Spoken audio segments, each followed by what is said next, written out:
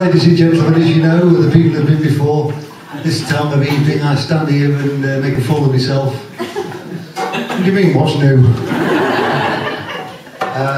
Tell a few jokes, which you never get. Oh no, you don't. Oh yes, we do.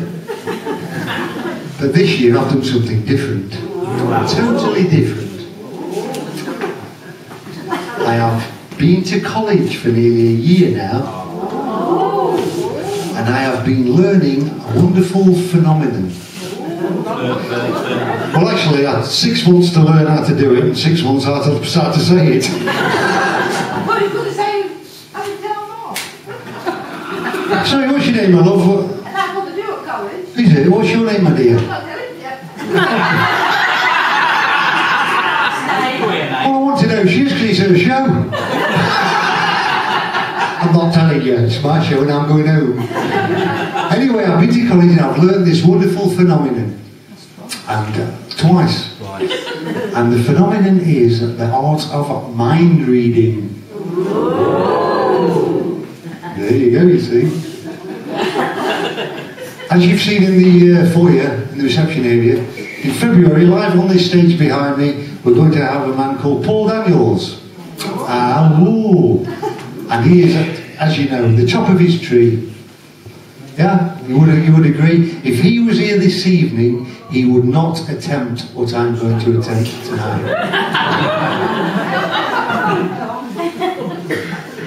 We're going to be all right tonight, Ian. Absolutely wonderful. This will blow your mind. I can read everybody's mind within this room. But since you walked in, I've been analysing each and every mind in the room. I've been looking in your minds. And to be quite honest with you, I ain't bloody come up with a lot.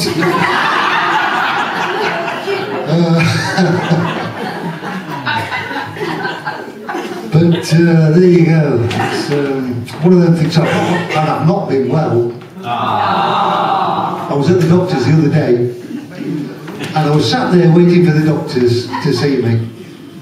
Are you drinking it or wearing it? Don't wet my seat. I was in the doctor's surgery and I felt so sorry for this little old lady that came in. The door opened and she walked in, and little stick, and she's bent over, she looked like a question mark. And she's walking like this. In fact, there was a few people doing impersonations on me this evening. She's walking, I felt so sorry for her. It took her 10 minutes to get from the front door to her seat. Walking along like this she was, bless her little heart. She got a bad cough as well. And talk about life being a bit of punishment for you. The minute the cheek of her touched the seat, they called her name, bing! And she had to get straight up again, and she's off again. All the way across the foyer, all the way down the corridor to the doctor's surgery. 15 minutes it took her. She went into the surgery, shut the door, within 30 seconds, she's back out. I says, bloody hell, love, what instant cure did he give you then? She says, a longer stick. Come on, what do you want, blood?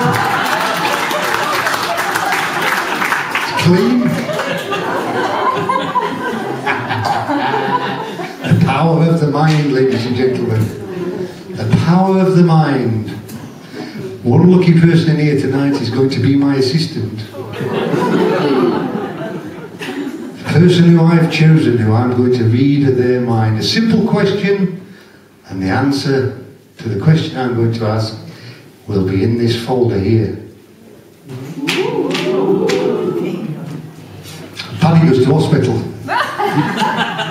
His wife's having a baby, he's in the delivery room. The midwife says, I think we're on the way, Paddy. And all of a sudden, passes a little boy across to Paddy. He says, oh, but Jesus, a little son. That's beautiful. That's what I've always wanted. She says, there's more on the way, Paddy. She says, you're joking. Out pops a little girl. passes it across to Paddy. Little girl for you, Paddy. He says, oh, but Jesus, that's beautiful. A little sister for the boy. Wonderful.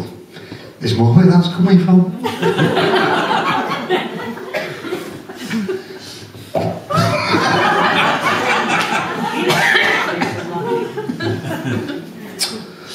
I've got Pal Pop's another little boy. Oh, but Jesus. A brother for the other boy and the little girl. Absolutely beautiful. Oh, is there any more coming? She says, no, that's it. That's it. He says, oh, but Jesus, that's wonderful. Could you tell me what makes us have 3 children in one go? And the midwife says, well, it all depends what happens at the conception. Oh, very good, very good. So off they go, take the children home.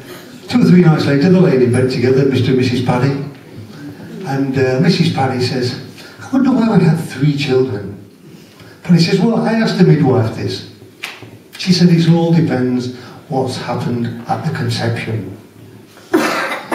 Oh, is that right? He says, well, if you remember, my dear, the night we were making love, and we ran out of lubricant.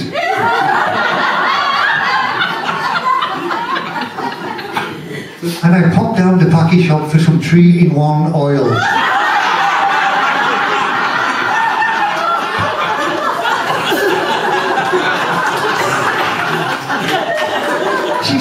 She says, but Jesus, that'll be it. He says, yeah, that'll be it, all right. He says, thank bloody Christ I didn't get the WD-40.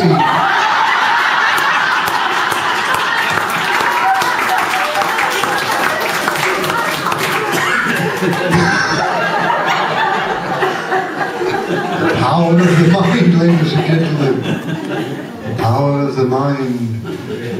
Who's going to be the lucky person tonight? As I was driving here tonight, I was driving through Scarborough. I was behind this motorcyclist, and it's quite frightening actually. It was going all over the road, which concerned me because, as you know, I'm a motorcyclist. All over the road, wobbling about, or left to right. Come to a set of lights on red, I thought he's going to be off here. He managed to keep his balance. I thought, good lad. Off he went on the green light, all over the road again, wobbling around left to right. Next set of red lights, bang, he's on the floor. I thought, well, I better go and see if he's alright. Parks the car up. I goes over, I said, hey mate, are you alright? He says, yeah. He says, are you drunk? He says, no. I says, are you on drugs? He says, no. I says, but you're driving all over the road, what's your problem? He says, oh, I've got big problems. I says, you've got big problems? He says, my wife's left me. I said, and that's the problem? He says, oh, she's took everything. Even my sidecar. Think about